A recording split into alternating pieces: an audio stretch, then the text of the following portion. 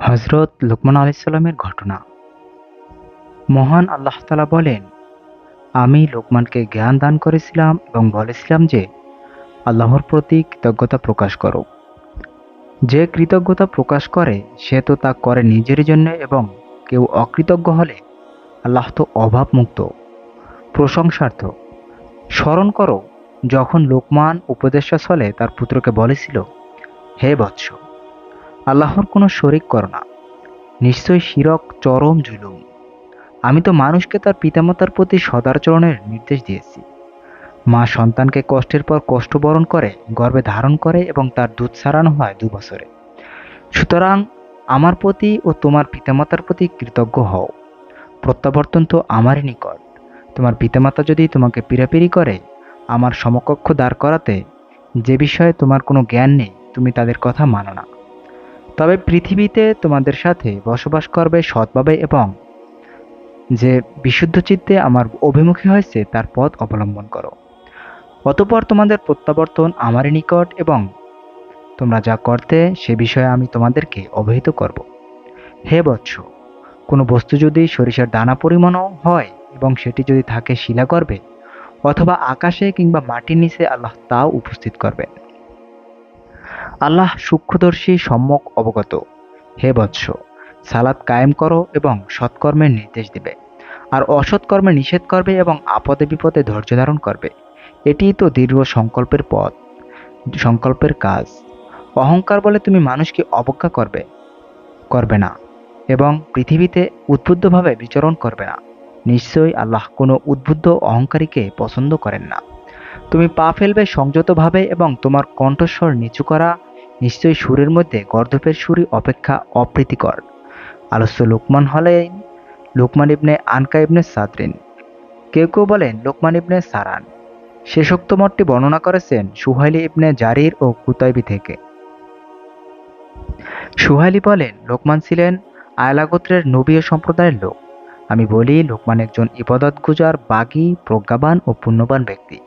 কেউ কেউ এও বলেছেন যে লোকমান ছিলেন হযরত দাউদ আলাইহিস সালামের যুগের একজন চাষী। আল্লাহই ভালো জানেন। সুফিয়ান সাউরি ইবনে আব্বাস রাদিয়াল্লাহু তাআলা আনহু সূত্রে বলেন, লোকমান ছিলেন জৈনক অবিচ্ছিন্নীয় দাস পেশায়। নাজ্জার ও সূত্রধর কাতাদা আব্দুল্লাহ ইবনে জুবাইর রাদিয়াল্লাহু তাআলা আনহু সূত্রে বর্ণনা করেন, তিনি বলেছেন, আমি জারির ইবনে আব্দুল্লাহ রাদিয়াল্লাহু তাআলা আনহুকে জিজ্ঞেস করেছিলাম যে, লোকমান সম্পর্কে শেষ পর্যন্ত আপনাদের অভিমত কি? নাজ্জার বা সূত্রধর কি বললেন? লোকমান ছিলেন খর্বাকৃতি এবং নবী গোত্র ছিল চ্যাপ্টা নাক বিশিষ্ট লোক। ইয়াহিয়া ইবনে সাঈদ আনসারী সাঈদ ইবনে মুসাইয়াব থেকে বর্ণনা করেন, লোকমান ছিলেন মিশরীয় কৃষ্ণাকায় লোক। তার ওষ্ঠধর ছিল মোটা ও পুরু। আল্লাহ তাআলা তাকে হিকমত ও প্রজ্ঞা দিয়েছিলেন, নবুয়ত দান করেননি। আওজাই বলেন, আব্দুর রহমান ইবনে হারমালা বলেছেন, জৈন কৃষাঙ্ক ব্যক্তি সাঈদ ইবনে মুসাইয়াব রাদিয়াল্লাহু তাআলা আনহুর নিকটে সে কিছু যাচ্চা করলেন। তিনি বললেন, তুমি কৃষাঙ্ক বলে দুঃখ করো না, কারণ তিনজন কৃষাঙ্ক ব্যক্তি শ্রেষ্ঠতম মানুষদের অন্তর্ভুক্ত হয়েছেন। তারা হলেন হযরত বিলাল রাদিয়াল্লাহু তাআলা আনহু, হযরত উমর রাদিয়াল্লাহু তাআলা আনহু এবং আজাদকৃত দাস মাহজা রাদিয়াল্লাহু তাআলা আনহু এবং লোকমান হাকিম। তৃতীয় লোকমান ছিলেন কৃষ্ণাকায় নবী ও বংশভূত পুরো ওষ্ঠধর বিশিষ্ট লোক। তাফসীরকার মুজাহিদ রাদিয়াল্লাহু তাআলা আনহু থেকে বর্ণিত, লোকমান ছিলেন কৃষ্ণাকায় কৃতদাস, ঠোঁট দুটো পুরু এবং পা দুটো ফাটা। এক বর্ণনায় আছে তিনি ছিলেন চ্যাপ্টা পা বিশিষ্ট। ওমর ইবনে কায়েস বলেন, লোকমান ছিলেন একজন কৃষ্ণাকায় কৃতদাস, ঠোঁট দুটো মোটা, পা দুটো চ্যাপ্টা। তিনি যখন লোকজনকে উপদেশ দিচ্ছিলেন, এমন সময় একজন লোক এসে বলল, আপনি না আমার সাথে অমুক অমুক স্থানে বকরি চড়িয়েছেন? তিনি অকপটে স্বীকার করে নিলেন এবং বললেন, হ্যাঁ। লোকটি বলল, তাহলে আমি এখন যা দেখেছি এ পর্যায়ে আপনি উন্নীত হলেন কেমন করে? তিনি উত্তর দিলেন, সত্য কথা বলা এবং অপ্রয়োজনীয় বিষয়ে মৌনতা অবলম্বনের মাধ্যম। এই বর্ণনাটি ইবনে জারিরের ইবনে আবি হাতিম আব্দুর রহমান ইবনে আবি ইয়াখিত ইবনে জাবির থেকে বর্ণনা করেন। তিনি বলেছেন, লুকমান হাকিমের হিকমত ও প্রজ্ঞার বদৌলতে আল্লাহ তাআলা তাকে উচ্চ মর্যাদা দান করেছেন। তার পূর্ব পরিচিত এক ব্যক্তি তাকে দেখে বলল, আপনি কি অমুকের কৃতদাস ছিলেন না? আপনি কি পূর্বে বকরি চড়াতেন না? তিনি বললেন, লোকটি বলেন, কিসে আপনাকে আমার দেখা এই পর্যায়ে উন্নীত করলো? তিনি বললেন, তকদিরের লিখন, আমানতদারি, সত্যবাদিতা ও অপ্রয়োজনীয় বিষয় বর্জন। আফরান যা আজাদকৃত উমর দাস থেকে বর্ণিত, তিনি বলেন, এক ব্যক্তি লোকমান হাকিমের নিকট উপস্থিত হয় এবং সে বলে, আপনি তো বনু নুহাশ গোত্রের কৃতদাস লোকমান। তিনি বললেন, হ্যাঁ। লোকটি বলল, আপনি সেই কৃষ্ণাকায় বকরি চড়ানো ব্যক্তিই তো? তিনি বললেন, আমার কালো বর্ণ বলার অপেক্ষা রাখে না। আমার কোনো বিষয়টি আপনাকে বিস্মিত করেছে? সে বলল, তা এই যে লোকজন আপনার কাছে জড়ো হচ্ছে, আপনার দরজা ওদেরকে আচ্ছাদিত করছে এবং আপনার বক্তব্যে তারা গৃহীত হচ্ছে। লোকমান বললেন, ভাতিজা, আমি তোমাকে যা বলবো তুমি যদি তা করো তবে তুমিও আমার মতো হতে পারবে। সে বলল, তা কি? লোকমান হাকিম বললেন, আমি আমার দৃষ্টি অবনত রাখি, আমার জিহ্বা সংযত রাখি, আমার পানাহার ও যৌনাচারের ব্যাপারে আমি সংযম অবলম্বন করি, আমার দায়িত্ব পালন করি, অঙ্গীকার পূরণ করি, মেহমানদেরকে সম্মান করি, প্রতিবেশীদেরকে হক আদায় করি, অপ্রয়োজনীয় বিষয় বর্জন করি। এই কর্মগুলোই আমাকে এ পর্যায়ে এনে পৌঁছেছে যা তুমি দেখতে পাচ্ছ। ইবনে আবি হাতিম আবু দারদা রাদিয়াল্লাহু তাআলা আনহু থেকে বর্ণিত, লোকমান হাকিমের আলোচনায় একদিন তিনি বললেন, তার না ছিল উল্লেখযোগ্য পরিবার পরিজন, না ধন সম্পদ, না কোনো বংশমর্যাদা, না কোনো বৈশিষ্ট্য। তবে তিনি ছিলেন সুঠামদেহী, নীরবতা অবলম্বনকারী, চিন্তাশীল, গভীরভাবে পর্যবেক্ষণকারী। দিনের বেলা তিনি কখনো ঘুমাতেন না। তাকে কেউ থুতু ফেলতে দেখেনি কাশি দিতে, পেশাব পায়খানা থেকে শুরু করে গোসল করতে কিংবা বাজে কাজকর্ম করতে, এবং কেউ তাকে হাসতেও দেখেনি। খুব গভীর কোনো জ্ঞানের কথা না হলে বা কেউ জিজ্ঞাসা না করলে তিনি কখনো তার বক্তব্য পূর্ণ উচ্চারণ করতেন না। তিনি বিবাহ করেছিলেন এবং তার একাধিক সন্তানও জন্মগ্রহণ করেছিলেন। এদের মৃত্যুতে তিনি কাঁদেননি। তিনি রাজা, বাদশাহ ও আমির উমরাদের নিকট যেতেন তাদের অবস্থা দেখার জন্য, চিন্তা ভাবনা করার জন্য এবং ওদের জীবন থেকে শিক্ষা গ্রহণের জন্য। ফলে তিনি এ মর্যাদার অধিকারী হন। কেউ কেউ বলেন যে তাকে নবুয়ত গ্রহণের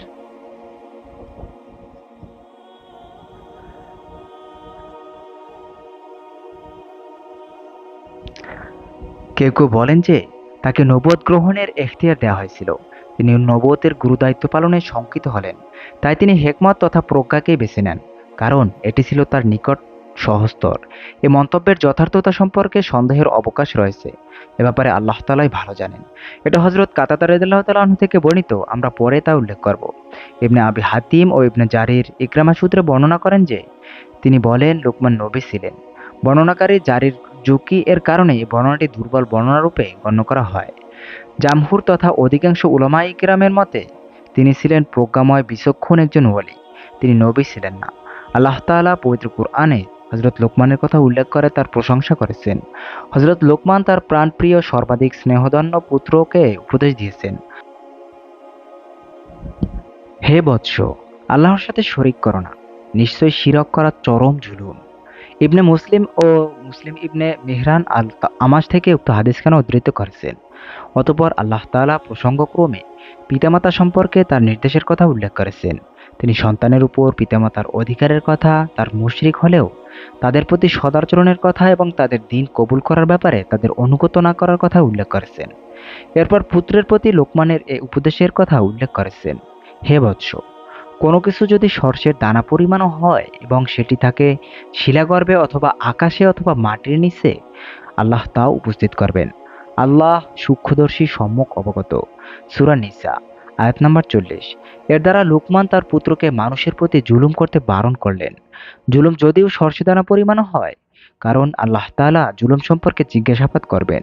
জুলুমকে হিসাব নিকাশকালে হাজির করবেন এবং আমলের পাল্লায় রাখবেন। যেমন আল্লাহ তাআলা বলেন, আল্লাহ অনুপরিমাণও জুলুম করেন না। আল্লাহ তাআলা আরও বলেন, এবং কিয়ামত দিবসে আমি স্থাপন করব ন্যায় বিচারের মানদণ্ড।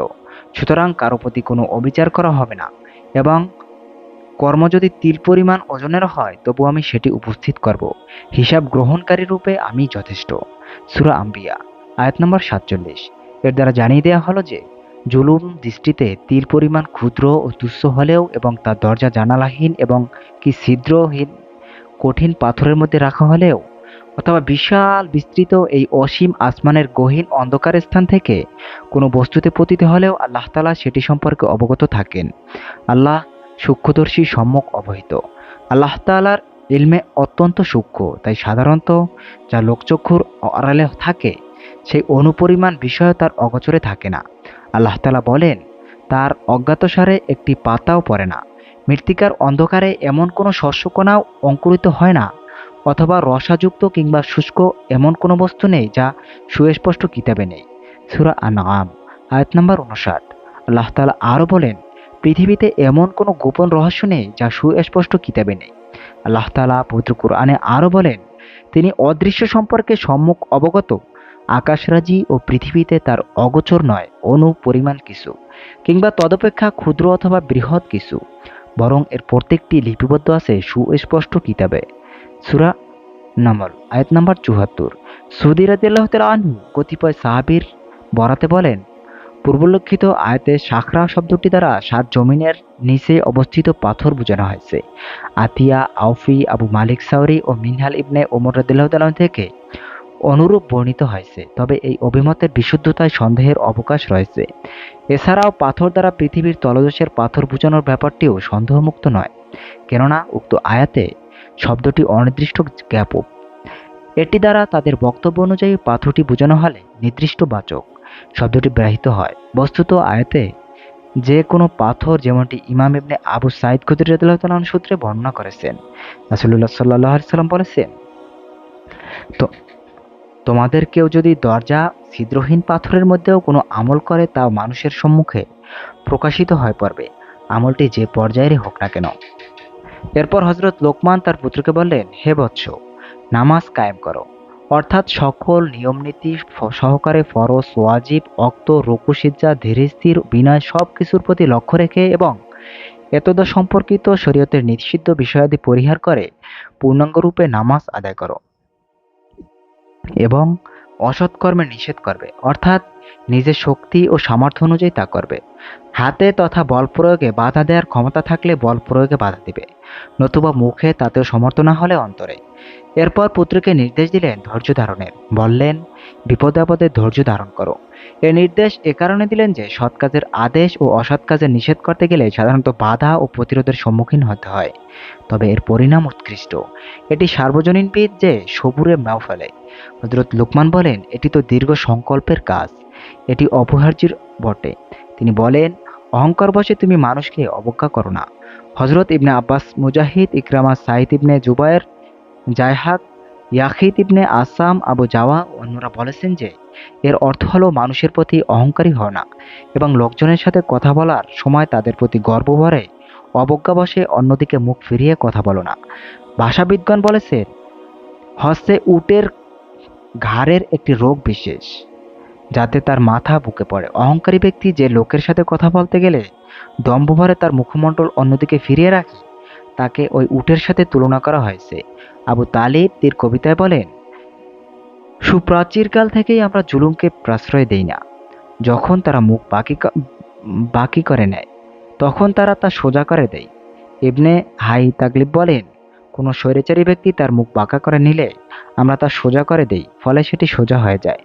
অতঃপর লোকমান তার পুত্রকে বলল, পৃথিবীতে ঊর্ধ্বভাবে বিচরণ করো না, কারণ আল্লাহ কোনো উদ্ধত অহংকারীকে পছন্দ করেন না। তিনি তার পুত্রকে মানুষের সম্মুখে দম্ভ সহকারে, অহংকার ও ঔদ্ধত্য সহকারে পথ চলতে নিষেধ করেছেন। যেমন আল্লাহ তাআলা বলেন, ভূপৃষ্ঠে দম্ভভরে বিচরণ করো না, তুমি কখনোই পথভার ভূপৃষ্ঠ বিদীর্ণ করতে পারবে না এবং উচ্চতায় তুমি কখনো পর্বত প্রমাণ হতে পারবে না।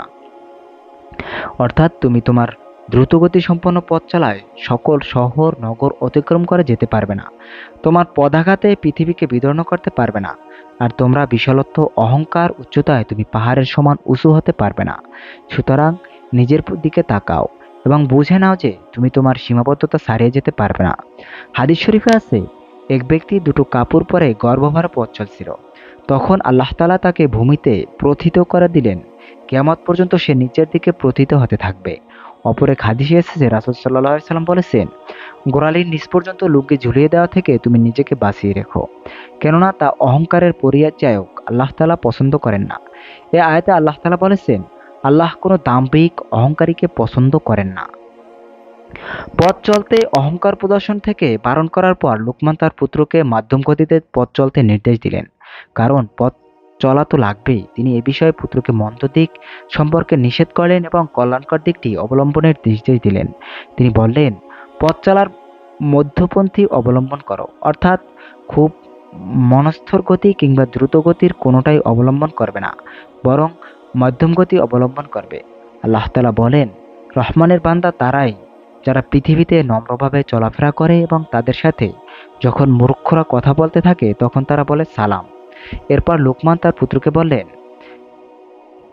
কণ্ঠস্বর নিচু করো, অর্থাৎ তুমি যখন কথা বলবে তখন প্রয়োজনাতিরিক্ত উচ্চস্বরে কথা বলবে না, কারণ সর্বোচ্চ এবং সর্বোৎকৃষ্ট কণ্ঠস্বর হলো গাধার স্বর। সহিহ বুখারী ও মুসলিমে বর্ণিত আছে যে রাত্রিবেলায় গাধার ডাক শুনলে রাসূলুল্লাহ সাল্লাল্লাহু আলাইহি সাল্লাম আউযু বিল্লাহ বলার নির্দেশ দিয়েছেন, কারণ গাধা শয়তানকে দেখতে পায়। এজন্যই বিনা প্রয়োজনে কণ্ঠস্বর উচ্চ করতে নিষেধ করেছেন। বিশেষত হাসি দেওয়ার সময়, হাসির সময় উঁচু শব্দ নিচু রাখা এবং মুখ ঢেকে রাখা মুস্তাহাব। রাসূল সাল্লাল্লাহু আলাইহি সাল্লাম এরূপ করতেন বলে হাদিসে প্রমাণ রয়েছে। অবশ্য আজানের সময় উচ্চস্বরে আজান দেয়া, যুদ্ধের সময় উচ্চস্বরে আহ্বান জানানো এবং বিপদ আপদ ও মৃত্যুর আশঙ্কায় উচ্চস্বরে কাউকে ডাকা শরীয়ত সম্মত। হযরত লুকমান আলাইহিস সালাম এসব প্রজ্ঞাপূর্ণ বক্তব্য কল্যাণকর অকল্যাণ রোধের উপদেশ বলেই আল্লাহ তাআলা কুরআন মাজিদে উল্লেখ করেছেন। হযরত লুকমান আলাইহিস সালামের বিবরণ উপদেশাবলী সম্পর্কে আরও বহু বর্ণনা রয়েছে। তার বক্তব্য সম্বলিত হিকমতে লুকমান নামে বলে কথিত একটি বই পাওয়া যায়। সে পুস্তক হতে কিছু বক্তব্য আমরা এখন তুলে ধরবো ইনশাআল্লাহ। ইমাম আহমদ ইবনে ওমর রাদিয়াল্লাহু তাআলা আনহু থেকে বর্ণিত, তিনি বলেন, রাসূলুল্লাহ সাল্লাল্লাহু আলাইহি সাল্লাম আমাদেরকে জানালেন যে লোকমান হাকিম বলতেন, আল্লাহ তাআলা কোনো কিছু আমানত রূপে দিলে তা হেফাজত করেন। ইবনে আবি হাতিম কাসিম ইবনে মুখায়মা থেকে বর্ণিত, রাসূলুল্লাহ সাল্লাল্লাহু আলাইহি সাল্লাম বলেছেন, লোকমান তার পুত্রকে বলেছিলেন, হে বৎস, হিম্মত, প্রজ্ঞা দরিদ্রতাকে রাজার আসনে বসিয়েছে। উবাই আউন ইবনে আব্দুল্লাহ থেকে বর্ণিত, লোকমান তার পুত্রকে বলেছিলেন, হে বৎস, তুমি কোন মজলিসে উপস্থিত হলে ইসলামের রীতি অর্থাৎ সালাম দ্বারা তাদের অন্যায় জয় করবে। তারপর মজলিসে একপাশে বসে পড়বে। ওদের কথা বলার পূর্বে তুমি কোনো কথা বলো না। তারা আল্লাহর জিকির ও আল্লাহ সম্পর্কে আলোচনায় নিয়োজিত হলে তুমি তাদের সাথে আলোচনায় অংশ নিবে। তারা যদি অন্য কোনো বিষয়ে আলোচনা করে তবে তুমি তাদেরকে ত্যাগ করে অন্যদের কাছে চলে যাবে। উবাই হাফসা ইবনে উমার থেকে বর্ণিত, তিনি বলেন, হযরত লুকমান আলাইহিস সালাম এক থলে সরিষা পাশে নিয়ে তার পুত্রকে উপদেশ দিতে বসেছিলেন। একটি করে উপদেশ দিচ্ছিলেন আর একটি করে সরিষা তলে থেকে ফেলেছিলেন। এভাবে করে সব সরিষা শেষ হয়ে গেল। তখন তিনি বললেন, হে বৎস, আমি তোমাকে এমন উপদেশ দিলাম, কোনো পর্বতকে এই উপদেশ শোনালে সেটি ফেটে চৌচির হয়ে যেত। তার পুত্রের অবস্থাও তাই হয়েছিল। আবু কাসিম তারাবানি ইবনে আব্বাস রাদিয়াল্লাহু তাআলা সূত্রে রাসূলুল্লাহ সাল্লাল্লাহু আলাইহি সাল্লাম বলেছেন, তোমরা কিশাঙ্গরদের সাথে সুসম্পর্ক রেখো, তাদের তিনজন নিশ্চিতভাবে জান্নাতি, লুকমান হাকিম, নাজাশী এবং মুয়াজ্জিন বিলাল। তাবারানী এর ব্যাখ্যায় বলেন, বিলাল হাবশী। হাদিসটি একাধারে গরীব ও মুনকার পর্যায়ের। ইমাম আহমদ রাদিয়াল্লাহু তাআলা আনহু তার কিতাবুজ জুহুদ নামক গ্রন্থে হযরত লুকমান আলাইহিস সালাম সম্পর্কে আলোচনা করতে গিয়ে অনেক গুরুত্বপূর্ণ ও কল্যাণকর তথ্যাদি পরিবেশন করেছেন। তিনি বলেছেন, ওয়াকিন্দি মুজাহিদ সূত্রে আমি লোকমানকে প্রজ্ঞা দান করেছি। আয়াতের ব্যাখ্যায় তিনি বলেন, হিকমত অর্থ ধর্মীয় প্রজ্ঞা ও সত্যপ্রাপ্তি, নবুয়ত নয়। ওহাব ইবনে মুনাব্বিহ ইবনে আব্বাস রাদিয়াল্লাহু তাআলা আনহু সূত্রে বলেন, লোকমান ছিলেন হাবশী কৃতদাস। আসওয়াদ সাঈদ ইবনে মুসাব্বর থেকে বর্ণিত, লোকমান আলাইহিস সালাম পেশায় ছিলেন দর্জি। সাইয়েদ ইবনে দিনারকে উদ্ধৃত করে বলেন, লোকমান তার পুত্রকে বলেছিলেন, হে বৎস, তুমি ব্যবসা রূপে আল্লাহর ইবাদতকে বেছে নাও, তাহলে পুঁজি ছাড়াই লাভ পাবে। ইয়াহিদ মুহাম্মদ ইবনে ওয়াসিকে উদ্ধৃত করে বলেন, লোকমান তার পুত্রকে লক্ষ্য করে প্রায় বলতেন, হে বৎস, আল্লাহকে ভয় করো। তোমার অন্তর কলুষিত থাকা অবস্থায় মানুষের শ্রদ্ধা অর্জনের জন্য তুমি আল্লাহকে ভয় করার ভান করো না। ইয়াসিদ খালিদ বীরতিকে উদ্ধৃত করে বলেন, লোকমান ছিলেন একজন হাবশী কৃতদাস, পেশায় সুতার। তার মালিক তাকে একটি বকরি জবাই করতে বলেছিলেন। সে মতে তিনি একটি বকরি জবাই করেন। বকরির উৎকৃষ্টতম দুটো টুকরো আনতে মালিক তাকে নির্দেশ দেন। তিনি বকরিটির জিহ্বা ও হৃৎপিণ্ড নিয়ে আসেন। মালিক তাকে জিজ্ঞেস করল, এর চাইতে উৎকৃষ্ট কোনো অঙ্গ কি এ বকরিতে নেই? তিনি বললেন, না না মালিক। কিছু সময় চুপ করে থাকার পর আবার তাকে বলল, আমার জন্য অপর একটি বকরি জবাই করো। তিনি তার জন্য অপর একটি বকরি জবাই করলেন। মালিক বলল, এটির নিকৃষ্টতম দুটো ফেলে দাও। তিনি বকরিটির জিহ্বা ও হৃৎপিণ্ড ফেলে দিলেন। মালিক বলল, আমি তোমাকে উৎকৃষ্ট দুটো টুকরো আনতে বললাম, তুমি নিয়ে এলে জিহ্বা আর হৃৎপিণ্ড। আমার নিকৃষ্টতম দুটো টুকরো ফেলে দিতে বললাম, তুমি জিহ্বা আর হৃৎপিণ্ড ফেলে দিলে। এর রহস্য কি? লোকমান হাকিম বললেন, জিহ্বা ও হৃৎপিণ্ড যতক্ষণ পবিত্র থাকে ততক্ষণ এ দুটো অপেক্ষা উৎকৃষ্ট কিছু থাকে না। আর এ দুটো যখন কলুষিত হয় তখন এ দুটো অপেক্ষা ঘৃণিত আর কিছু থাকে না। দাউদ ইবনে রশিদ আবু উসমান সূত্রে বলেন, লোকমান তার পুত্রকে বলেছিলেন, রুক্ষদের সাথে বন্ধুত্ব স্থাপনে আগ্রহী হয় না, তাহলে সে মনে করবে যে তার কর্মে তুমি সন্তুষ্ট। বিজ্ঞ ব্যক্তিদের অসন্তুষ্টকে তুচ্ছ ভেবো না, তাহলে সে তোমার সাথে সম্পর্ক ছিন্ন করতে পারে। দাউদ ইবনে ওসওয়াদ আব্দুল্লাহ ইবনে জায়েদ সূত্রে বলেন, লোকমান বলেছেন, জেনে নাও যে প্রজ্ঞাবানদের মুখে আল্লাহর হাত থাকে, তিনি যা তৈরি করে দেন তা ব্যতীত কথা বলেন না। আবু রাজ্জাক বলেন যে, ইবনে জুরাইকে বলতে শুনেছেন, আমি রাতে মাথা ঢেকে রাখতাম। উমর রাদিয়াল্লাহু তাআলা আনহু আমাকে বললেন, তুমি রাতে মাথা ঢেকে রাখো কেন? তুমি কি জানো না যে লোকমান আলাইহিস সালাম বলেছেন, দিনের বেলায় মাথা ঢেকে রাখা তা অপমানজনক এবং রাত্রে তা ওজর বা অপারগতার নিদর্শন। তাহলে তুমি রাতে মাথা ঢাকো কেন? তখন আমি তাকে বললাম, লোকমান আলাইহিস সালাম তো কোনো ঋণ ছিল না। সুফিয়ান বললেন, লোকমান তার পুত্রকে বলেছিলেন, হে বৎস, নীরবতা অবলম্বন করে আমি কখনো লজ্জিত হইনি। কথা বলা যদি রূপা হয় তবে নীরব থাকা হচ্ছে সোনা। আব্দুল সামাদ কাতাদা সূত্রে বলেন, লোকমান তার পুত্রকে বলেছিলেন, হে বৎস, মন্দ থেকে দূরে থাকো, তাহলে মন্দ তোমার থেকে দূরে থাকবে, কারণ মন্দের জন্যই মন্দের সৃষ্টি। আবু মুয়াবিয়া উরওয়া সূত্রে বলেন, হযরত লুকমানের প্রজ্ঞাপূর্ণ বক্তব্যে আছে, হে বৎস, অতিরিক্ত মাখামাখি পরিহার করবে, কারণ অতিরিক্ত মাখামাখি ঘনিষ্ঠজনকে ঘনিষ্ঠজন থেকে দূরে সরিয়ে দেয় এবং প্রজ্ঞাকে ঠিক তেমনি বিলুপ্ত করে দেয়, যেমনটি আগে উচ্ছ্বাস করে থাকে। হে বৎস, অতি ক্রোধ বর্জন করো, কারণ তা প্রজ্ঞাবান ব্যক্তির অন্তঃকরণে ধ্বংস করে দেয়। ইমাম আহমাদ উবায়দ ইবনে উমর সূত্রে বলেন, লোকমান আলাইহিস সালাম উপদেশ স্থলে তার পুত্রকে বলেছিলেন, হে বৎস, দেখে শুনে মসজিদ বেছে নিবে। যদি এমন মজলিস দেখো যেখানে আল্লাহর জিকির হয় তবে তুমি তাদের সাথে বসবে, কারণ তুমি নিজে জ্ঞানী হলে তোমার জ্ঞান তোমার উপকারে আসবে। আর তুমি মূর্খ হলে মসজিদের লোকেরা তোমাকে জ্ঞান দান করবে। আল্লাহ তাআলা তাদের উপর রহমত নাজিল করলে তাদের সাথে তুমি রহমতের অংশ পাবে। হে বৎস, যে মজলিসে আল্লাহর জিকির হয় না সে মজলিসে বসো না, কারণ তুমি নিজে জ্ঞানী হলে তখন তোমার জ্ঞান তোমার কোনো উপকারে করবে না। আর তুমি যদি মূর্খ হও তবে তোমার মূর্খতা আরো বৃদ্ধি করে দিবে, উপরন্তু আল্লাহ তাআলা তাদের উপর গজব নাজিল করবে, তাদের সাথে তুমি গজবে পতিত হবে। হে বৎস, ইমানদারের রক্তপাতকারী শক্তিমান ব্যক্তিকে ঈর্ষা করো না, কারণ তার জন্য আল্লাহর নিকট এমন ঘাতক রয়েছে যার মৃত্যু নেই। আবু মুয়াবিয়া উরত্তা সূত্রে বলেন, আল হিকমাহ গ্রন্থে বলা হয়েছে যে, হে বৎস, তুমি ভালো কথা বলবে এবং হাসি মুখে থাকবে, না হলে দানশীল ব্যক্তিদের তুলনায় তুমি মানুষের নিকট অধিকতর প্রিয় হবে। তিনি আরো বলেন, আল হিকমা গ্রন্থে অথবা তাওরাতে আছে যে, নমতা হলো প্রজ্ঞার মস্তক স্বরূপ। তিনি এও বলেন যে, তাওরাতে আছে, তুমি যেমন দয়া করবে তেমন দয়া পাবে। তিনি আরো বলেছেন যে, হিকমত গ্রন্থে আছে, যেমন বপন করবে তেমন ফসলে তুলবে। তিনি বললেন, আল হিকমা গ্রন্থে আছে, তোমার বন্ধুকে এবং তোমার পিতাকে পুত্রকে ভালোবাসো। তিনি বললেন, সেই ধৈর্য সব পরে কষ্ট দেওয়া হয় না। তাকে জিজ্ঞাসা করা হলো, কোনো ব্যক্তি সর্বাধিক জ্ঞানী? তিনি বললেন, যে ব্যক্তি সে অন্যের জ্ঞান দ্বারা নিজের জ্ঞান বৃদ্ধি করে। বলা হলো, কোন লোক উত্তম?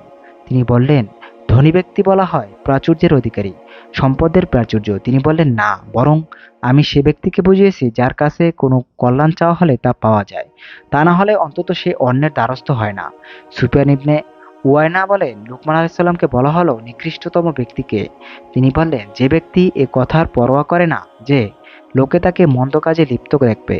আবু সামাদ মালিক ইবনে দিনার সূত্রে বলেন, প্রজ্ঞাপূর্ণ কথার মধ্যে আমি এটা পেয়েছি যে মানুষের খেয়ালখুশি ও কুপ্রবৃত্তি সম্পর্কে সমাজের উপর তলার যে লোক আলাপ আলোচনা করে আল্লাহ তাদেরকে ধ্বংস করে দেন।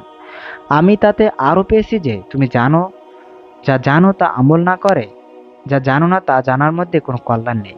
এটি তো সে ব্যক্তির ন্যায় যে কাঠ সংগ্রহ করে, বোঝা বাঁধে, তারপর তা মাথায় তুলে নিতে চেষ্টা করে কিন্তু পারে না, তারপর গিয়ে আরো কাঠ সংগ্রহ করে। আব্দুল্লাহ ইবনে আহমদ আবু সাঈদ রাদিয়াল্লাহু তাআলা আনহু সূত্রে বলেন, হযরত লোকমান তার পুত্রকে বলেছিলেন, হে বৎস, পরহেজগার ব্যক্তিরাই যেন তোমার খাদ্য পায় এবং তোমার কাজকর্মে বিজ্ঞজনদের পরামর্শ নিও। এ বিষয়ে ইমাম আহমদ রাদিয়াল্লাহু তাআলা আনহু যা বর্ণনা করেছেন এগুলো হচ্ছে তার সারসংক্ষেপ। ইতিপূর্বে আমরা কত বর্ণনা উল্লেখ করেছি তা তিনি বর্ণনা করেননি। আবার তিনি এমন কত বর্ণনা উল্লেখ করেছেন যা আমাদের নিকট ছিল না, আল্লাহই ভালো জানেন। ইবনে আবি হাতিম কাতাদা সূত্রে বলেন, আল্লাহ তাআলা লোকমান হাকিমকে নবুয়ত ও হিকমতের যে কোনো একটি বেছে নেয়ার ইখতিয়ার দিয়েছিলেন।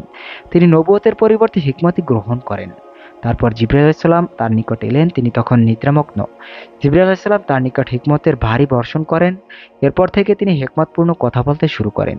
সাদ বলেন, আমি কাতাদা রাদিয়াল্লাহু তাআলা আনহুকে বলতে শুনেছি যে লোকমানকে জিজ্ঞেস করা হয়েছিল, আপনি নবুয়ত না নিয়ে হিকমত নিলেন কেন? আপনাকে তো আপনার মালিক এখতিয়ার দিয়েছিলেন।